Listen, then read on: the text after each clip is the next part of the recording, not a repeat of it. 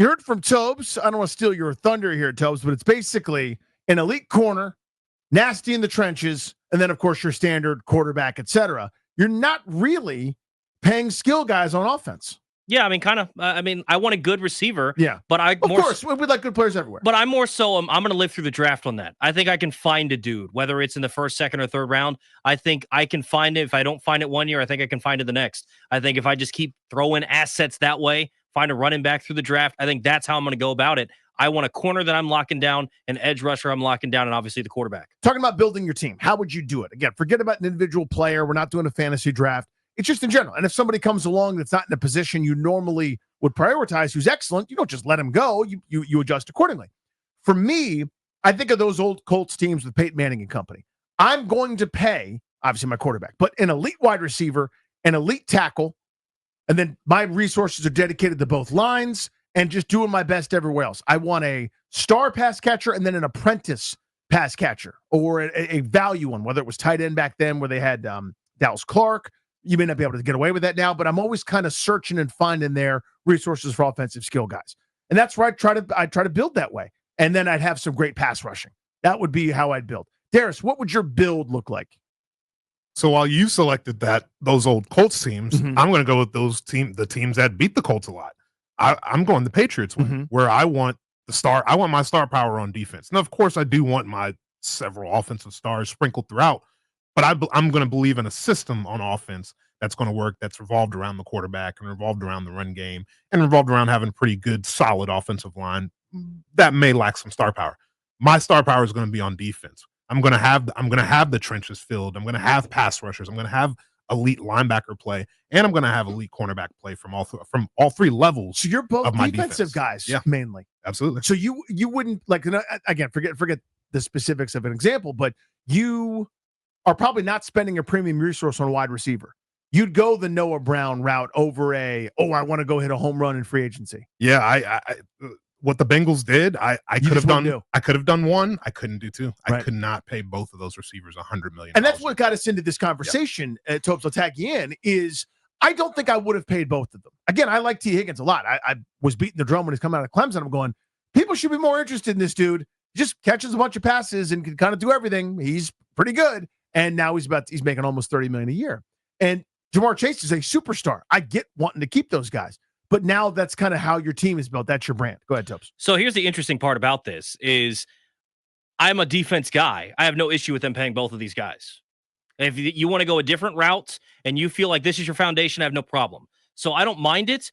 My hot take, and I'm not a hot take guy generally, my hot take, this kind of goes away because of the injuries to T. Higgins, but if I had to choose, I would keep T. Higgins over Jamar Chase. Jamar is nasty. There's no question he's better.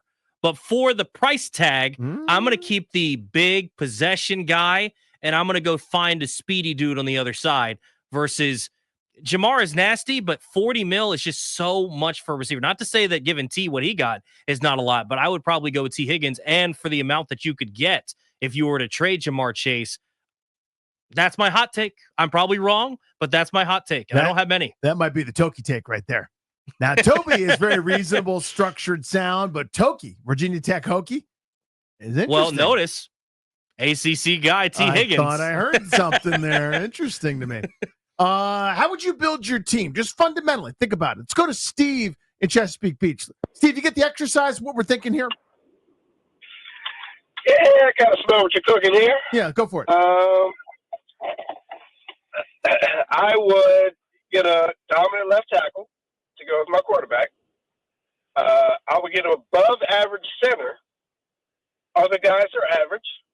Defensive line, I want an above-average D tackle, above-average D end. Everybody else chose.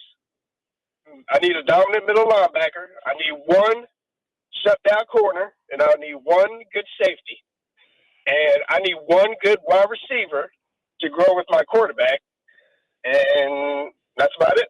Everything else, fill it in. Yeah, do the best you can. And it doesn't mean you're literally starting like air or like a piece of paper airplane there. You're drafting and developing. You're doing the best you can. You got to be shrewd. No matter how you build your team, it's a given, I think, any prerequisite that even right now with Washington, right? They've traded away a bunch of picks. No matter what you do, when you commit resources to a player, draft him, undrafted free agent signing, free agency, a trade, you've got to be right more often than most people. And this front office, of course, was. They had a really high batting average. Doesn't mean they were 100 for 100. Doesn't mean that anytime they said, we'll give you $3 million that they got a Dante Fowler return. That's remarkable. That doesn't happen very often.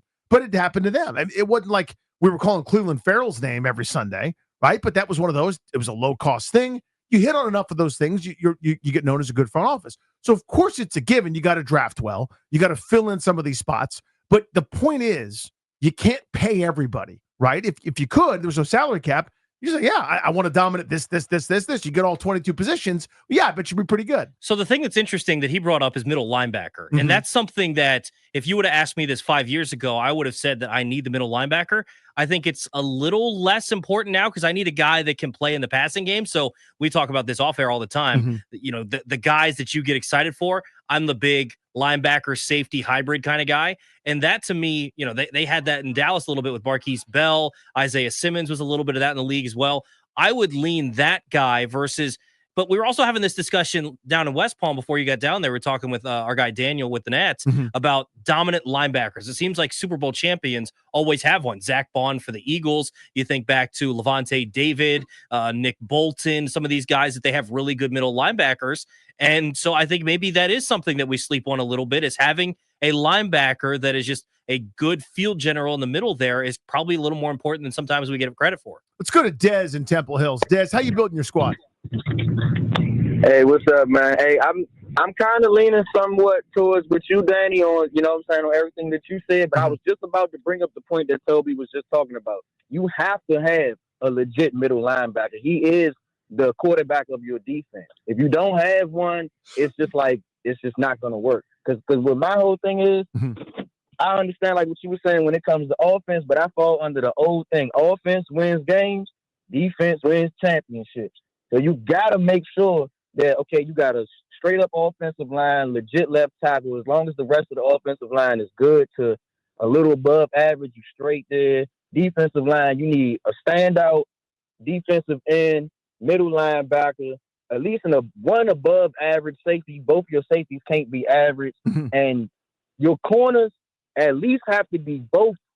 They both got to be great, or one of them got to be great, and the other one got to be above average. If you really want to have that shutdown defense, the one that scares other teams' offenses, you got to have that. On the offensive side of the ball, if you got, like, I kind of love what the Commanders are doing, because we got our X. We got our X, that's Terry. We got our shifty guy, that's Debo. You got our big catch, big body wide receiver and Noah, even though I think we probably could have upgraded a little bit. But if Luke steps up, then you know what I'm saying, he can take that position. But I think you need those three things. And one more thing, like I told you said, you got to have a speedster. You got to have one guy that can just stand on the line and take off. And that scares the hell out of everybody. You got to have that one guy. If you got those and your quarterback is at least, sign me up. Yeah, that's a pretty good squad. Des, great phone call, buddy. Really appreciate you making it. 800-636-1067. So the middle linebacker thing, this is one of the things you always think about, right? Ray Lewis was great, Hall of Famer. Nobody's saying anything different, right? There are probably some schemes. You want to talk about hot takes? This is my Toki take right here. I think there are probably some schemes where Ray Lewis would have just been a regular or Pro Bowler some years, where we wouldn't think of him as one of the greats of all time. That 34 that they played with Tony Siragusa and a rotating cast of Volkswagens in front of him, where he's clean as a whistle, running to make plays. I don't know that he gets to do that in a 4-3. I know that he gets to do that in a one-gap scheme where guys are trying to get upfield, and he's got to clean up some trash and deal with more pulling guards and fullbacks and people throttling him a little bit. Again, great player, Hall of Famer. I'm not saying anything about him. But you see the point I'm trying to make here. When you get to the middle linebacker spot, I think it's hard to discern for a lot of us regular mortals the difference between solid Sam, who's going to rack up a bunch of tackles and knows where to put people, that doesn't cost you Luke Kuechly money at the top of the board, versus the like, oh my God, you've got Mike Singletary in his prime, where there is no blade of grass that guy's not going to end up hitting somebody on, and he knows the play before they do. You know what I mean? Like, I think you can find a guy that fits you, that knows what the hell to do. But to me, my priority is, can you run with everybody? right? Versus, do I have a 200 tackle Brian Urlacher? A little off of that, something that I think is interesting is everyone talks about edge rusher and how important that is. You can almost make the argument that D tackle is undervalued because the reason I bring this up. No, go with this. This is a good point. The reason I bring this up is you talk about how clean Ray Lewis was. So I worked with Leroy Butler when I was in Milwaukee, Hall of Fame safety. He was the first player in NFL history with 20 sacks and 20 interceptions. Could you grab that name Toby just dropped? Thanks. Go ahead. Plays down in the box, playing a little bit. And he talked about how Gilbert Brown, the gravedigger, kept him clean. And that's how he was able to play the way that he did down in the box. And if you have a nasty guy in the middle, Vita Vea, Haloti Ngata with those Ravens teams that can eat up dudes, they might not even end up with sacks. They might not end up with tackles for loss, but suddenly Joe Schmo, middle linebacker, box safety, is ending up with double-digit tackles every game in the backfield because they're not getting touched. They're able to shoot the gap that this guy created because he's just mammoth.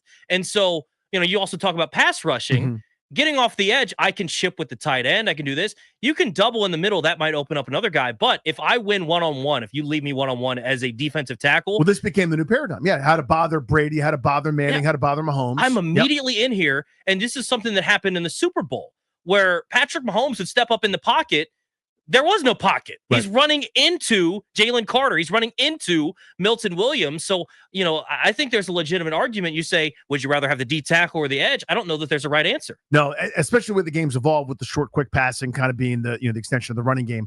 It is. That's why it's so fascinating because every one solution leads you to something else. And again, one of my favorite economists in the world of all time, Thomas Sowell, said there are no solutions, only trade-offs. Anytime you turn up one fader, you're changing something else about a different position. It's interesting.